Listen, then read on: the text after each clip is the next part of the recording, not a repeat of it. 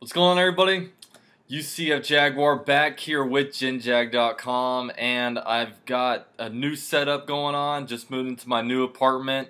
As you guys see back here, got my Wembley flag, got my AFC South Division champions, my Boye jersey back here, got a little hat rack up in here. Got a Jalen Ramsey autograph canvas. You can't really see it, but there's an autograph right there. But yeah, I'm all kind of settled into my new place, so you guys should definitely expect a lot more videos to be starting to be pumped out.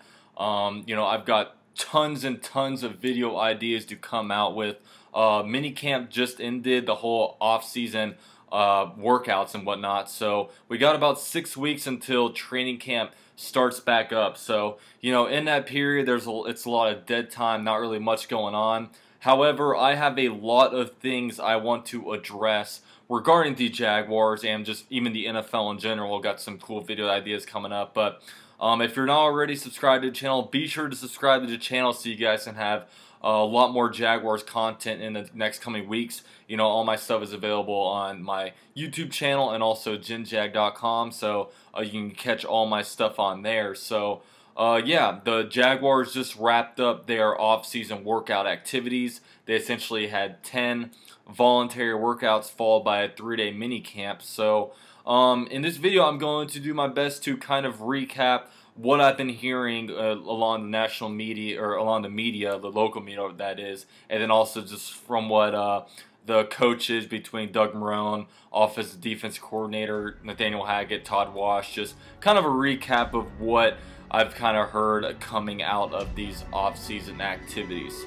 So let's get it.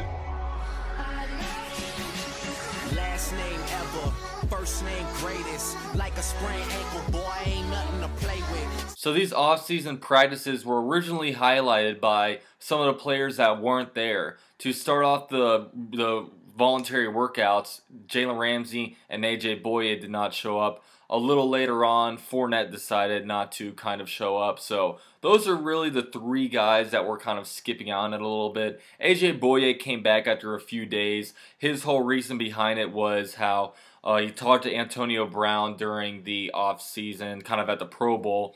He told him about, what he did to kind of adjust to AJ Boye, and that's kind of what led to Antonio Brown scoring a couple touchdowns on AJ Boye in the divisional round.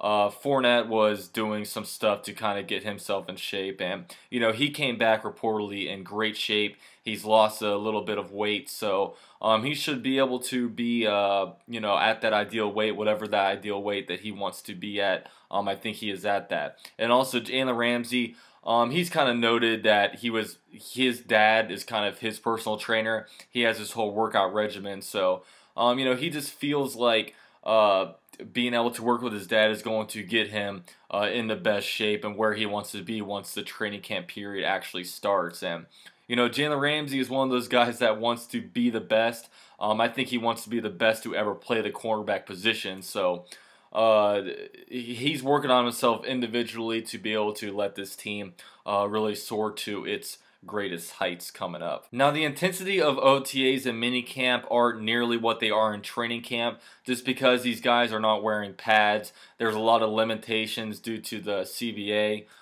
just of what exactly you can and can't do during these off-season practices. And really, it's just a kind of a bunch of guys playing without pads in their t-shirts and underwear, basically just going out, almost kind of playing two-hand touch. But I think the most important thing to kind of look at in the OTAs are just kind of how your quarterback's playing, and then also just your wide receivers, because this is the first time the whole entire group actually gets together and starts practicing with each other. And from all I've heard, apparently Blake Bortles is looking terrific. Obviously he did a lot of off-season work going out to California, working with his quarterback coaches, and I just saw some highlights from him coming out of these OTAs and stuff like that, and he's actually putting like a spiral on the ball. Usually you don't see him throwing all that many spirals, but he's throwing a lot of spirals. I'm seeing a lot of good passes, a lot of Dante Moncrief highlights kind of being along with it. Also, Austin Seferian-Jenkins has reportedly been playing very, very well, so that should add a really good dimension to our team. And We got hopefully a pretty good wide receiver group coming in here. I mean, we have 5 positional locks at that position, so we acquired a few new guys like Dante Moncrief. We also got DJ Chark in the draft, so pair those along with second-year players like D.D. Westbrook and Keelan Cole, and it'll be exciting to kind of see what this kind of wide receiver group does, just because it was very, very injured last season. Obviously, to start off the year, you had Al Robinson, Marquise Lee, and Allen Hurns as your 3 dudes, but those guys combined to miss a whole lot of games last season. So now that we can actually go in and get this wide receiving core hopefully in there and stay healthy, I think that you should expect a lot more from the passing game coming up this season, especially if Blake Bortles keeps progressing the way that he is. Now, one of the big storylines coming out of the OTAs, like minicamp, is there's really like one kind of breakout or surprising player, I should say. It's about Rashad Green. Apparently Rashad Green, he's a forgotten guy amongst the Jaguars wide receiving core. He hasn't been a whole lot healthy in his 3 seasons on the Jaguars, but apparently he was out there making a bunch of plays. He looked like, from some guys, from some media guys, apparently he looked like the best wide receiver like out there. So we'll see what happens with Rashad Green. I mean, we have really 5 wide receiver spots, I feel like, that are locked with Marquise Lee, DJ Chark, Moncrief, D.D. Westbrook, and Keelan Cole. So, that 6th spot, if Rashad Green can make an impact on the punt return game, then he has a realistic shot at making it, over a guy like Jadon Mickens or something like that. But, we'll see what happens when the pads come on. I mean, I hear all the time, even in years past, how good Rashad Green is looking. But fact of the matter is, the guy just doesn't really stay healthy, and he hasn't shown much production actually on the field. I think he only has a little bit over 200 career passing, receiving yards.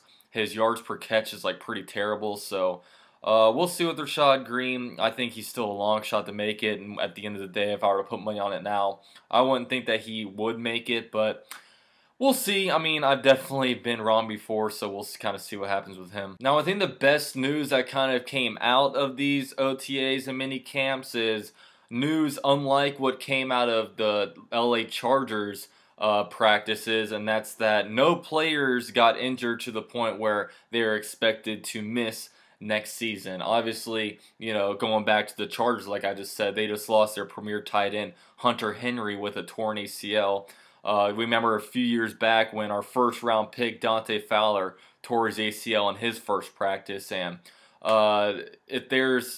that's the greatest news that can honestly come out of minicamp. I don't care like how good different players look, as long as we stay healthy, man. That's all I really want. But some players that were reportedly not 100% were guys like Tashawn Gibson, Miles Jack. You also had Dante Fowler. So I mean, none of those guys apparently have huge setbacks, so hopefully they can all come back by training camp. I would expect them to do so. So not too much on the injury front. So that is kind of my general recap of like the off-season kind of programs and workouts. One thing that kind of drives me nuts when I do this kind of thing is that I can't actually be there and see it for myself. I kind of have to get these kind of things from media sources and coming from Doug Marone's mouth and whatnot. And I don't really like that, just because even when I listen to the radio during the week, during the season, there'll be local media guys that see things a lot different than how I see it, and I like to be able to give my perspective because you can kind of get it from those guys. But I'm kind of at a disadvantage when it comes to training camp practices and stuff like that, and OTAs, just because I can't actually be there. But yeah, I mean, that's kind of me recapping it kind of the best way I can. I'm excited now that this video is done, that now I can start going into stuff to prepare ourselves for the upcoming season. Talk about different potential breakout players. I'll start doing position preview type of stuff. I'm gonna get together with Jet Central pretty soon and do a bunch of different collab kind of videos, kind of projecting division winners, individual award winners, kind of rookie of the year type, MVP kind of stuff. So a lot of exciting stuff to come to this channel. So like I said, be sure to subscribe to the channel, like the video if you haven't already, and You know, if you guys have any suggestions on future videos that you guys may want me to do, definitely leave a comment down below. And that kind of recaps my video. Thank you guys so much for watching. This is UC at Jaguar with JinJag.com, and we out.